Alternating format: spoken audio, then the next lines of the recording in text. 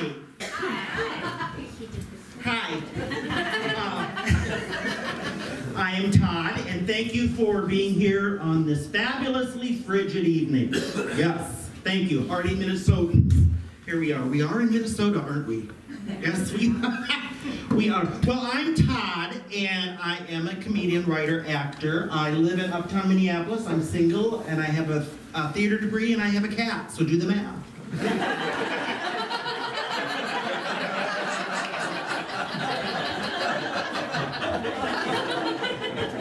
So I'm delighted to be here.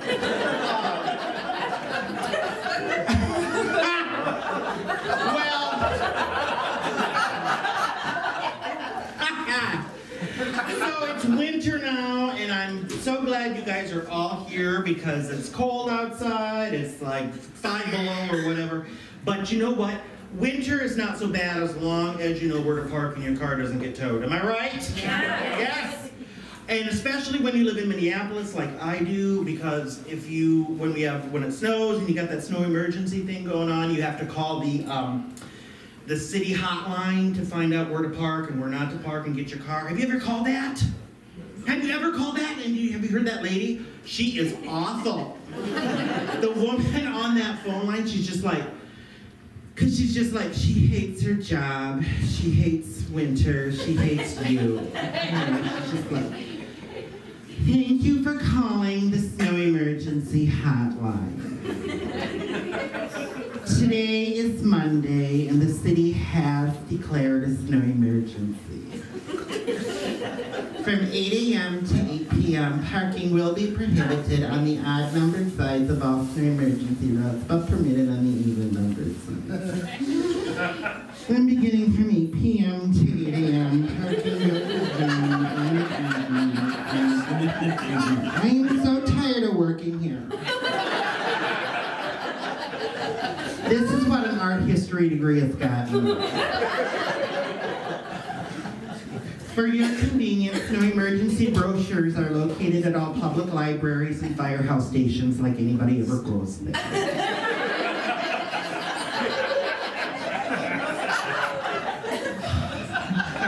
Is it time for my 15-minute break yet? I need a Marlboro. Also, for your convenience, check out our website for further information at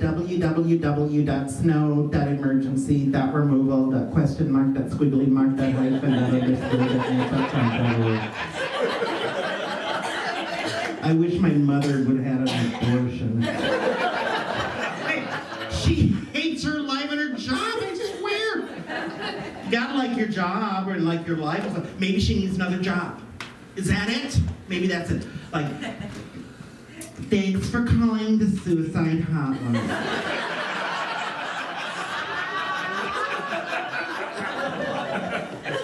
Today is Monday and don't do it.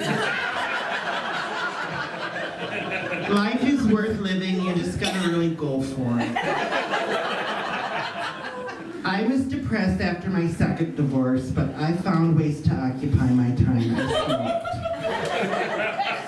So if you're that depressed, get out of the house and do something. Just go take a drive. Go take a drive along a nice, rocky, cliffy seaside road. And just get out and walk right up to the edge of the cliff. And look out at the beauty, the organic beauty of the universe and the nature. Know that you're special and you're important and you should be here and don't do it. And when you park, remember that parking is prohibited on the odd-numbered sides.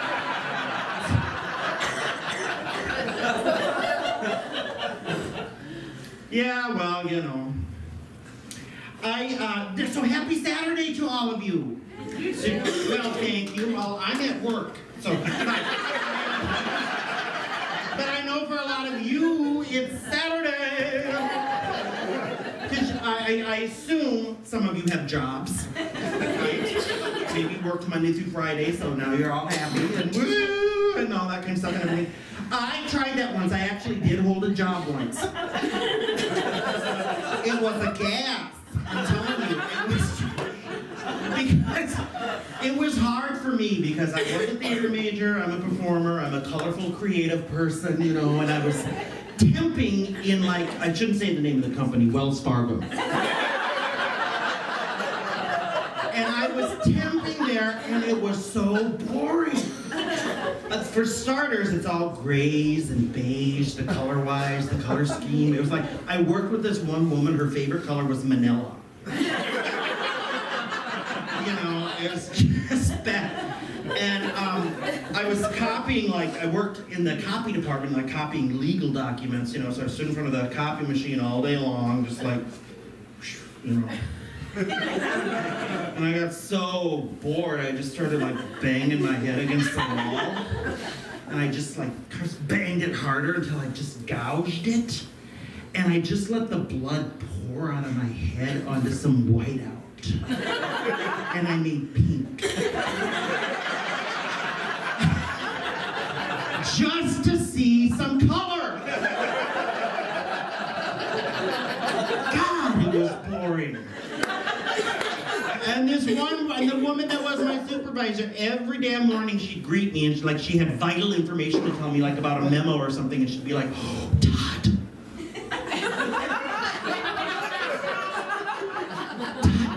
See, before you get logged in, did you get that memo I sent out? We are not supposed to use the fax machine today, so don't touch it. I got a guy coming to fix it at 2.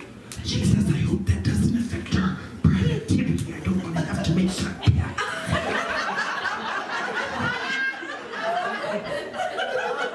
You know, and there was nothing wrong with her. You know, she just,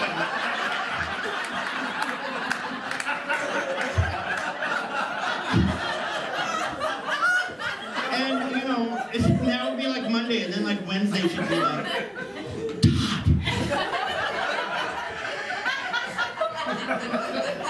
I sent out a new memo. Did you get it? They moved the coat rack. I don't know where it is. She says, I hope I can find it. I was like, guys, if you're gonna do that, why don't you have some important information to share with me, for God's sakes, you know? Like, you know, something like, Todd, there's a cure for cancer under my desk. It's right next to a cab driver that speaks English.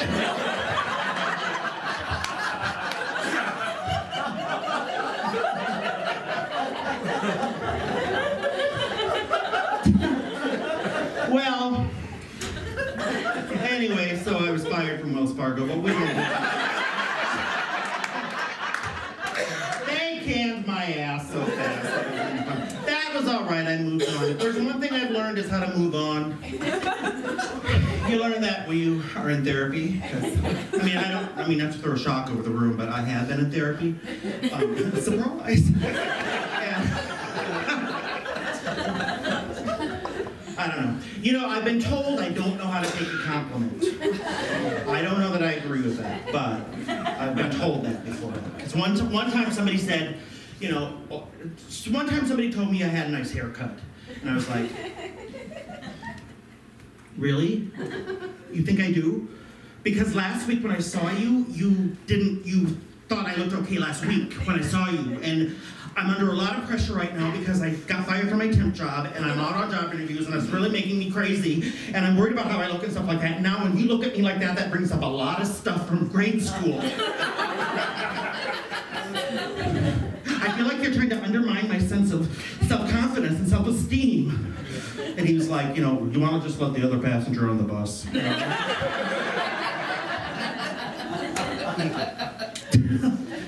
My dad gave me a piece of advice once. He said, Todd, walk into a room like you own it. Confidence. Have you ever heard that one?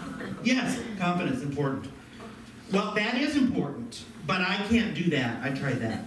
You know, walk in like you own the room. I can't. I can walk in like I'm time-sharing. And next month is my month.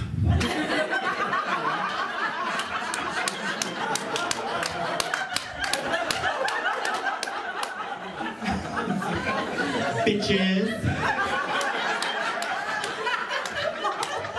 Next month be my month.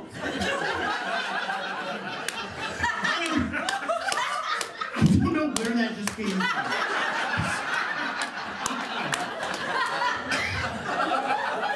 You motherfuckers be laughing at me.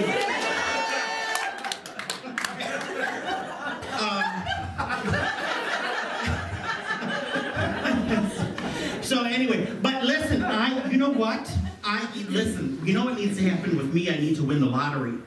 Because creative people, if someone creative won the lottery, they'd know how to spend the money. Remember, like the last time, like a group of lunch ladies in some small little Minnesota town won the lottery? Do you remember that?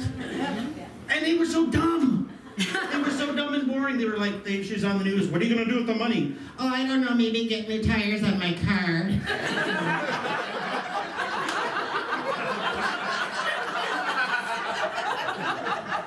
If I won the lottery, I would build a custom-made yacht, and I would sail around the world, and I would buy people that I liked.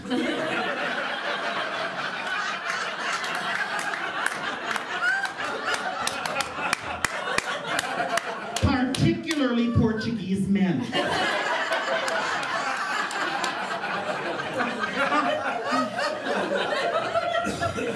Oh, and I would buy some art too. I would buy art, like fine art, because I love fine art. That's wonderful. It's so expensive. A good piece of art, pricey. But being a creative person, I figured out in my own little apartment how to make my own art. I just hang up blank frames, you know, I just hang them up on the cracks on the wall, and I pretend it's abstract. And then I have people over and they don't know, you know, and they go, oh, I love his work. Me too. Look at this. It almost looks like a remote control hit that.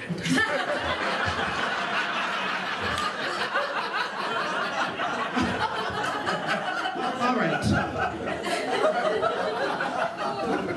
I'm gonna have to skedaddle. But you know what? I want you to do me a favor. If you have grandparents that are still with us, stay in touch with them and visit them. Because my grandmother died recently. And I miss her because old people are hysterical because they say things that are funny and they don't know they're funny. You love having an old person in your life. This is me visiting my grandma.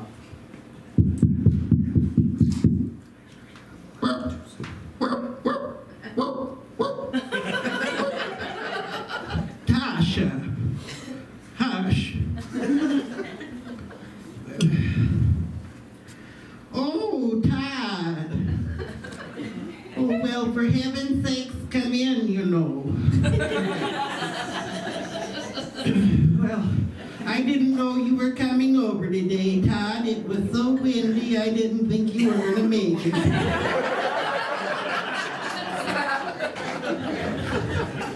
You know, I'm so glad you stopped by today, Todd. Why, tomorrow I wouldn't be here.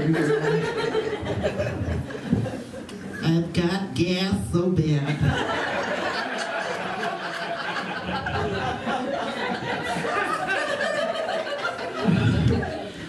But you know, tomorrow I've got to go visit my friend Mavis. She's in the hospital, you know. And all she did was she went in for a corn scraping. And they're holding her for observation now because when she was leaving, she was walking across the hotel lobby and she slipped on at the hospital.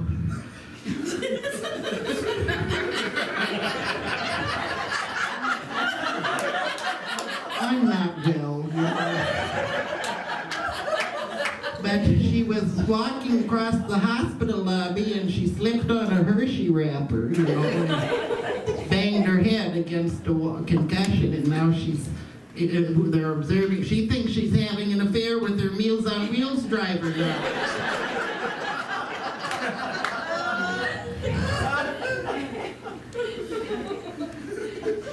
Did you know my lawn was on fire? Last week, I couldn't believe you know, I was in the kitchen checking the gas on the stove and the phone rang. And I picked it up and I said, hello. And it was my neighbor across the street, you know, and she said, Myrtle, did you know your lawn is on fire? And I said, what? And she said, look out your window. So I went over and, oh, it was just awful. Flames. And Ed Burns had his hose all over it.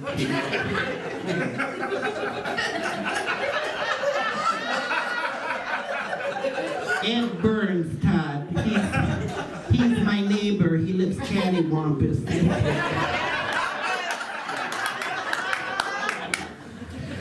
And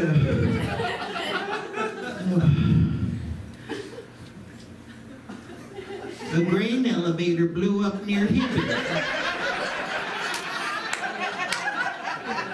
And it's not good. A farmer died. And they had to close down Route 5, and people don't know where to go. And she lost her receipt, you know. The little boy broke his leg playing Twister, you know. I haven't seen that handkerchief since.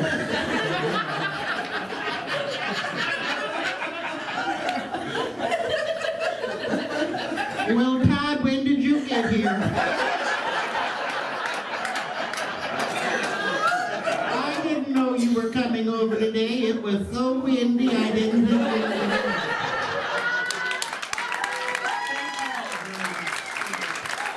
Enjoy the show.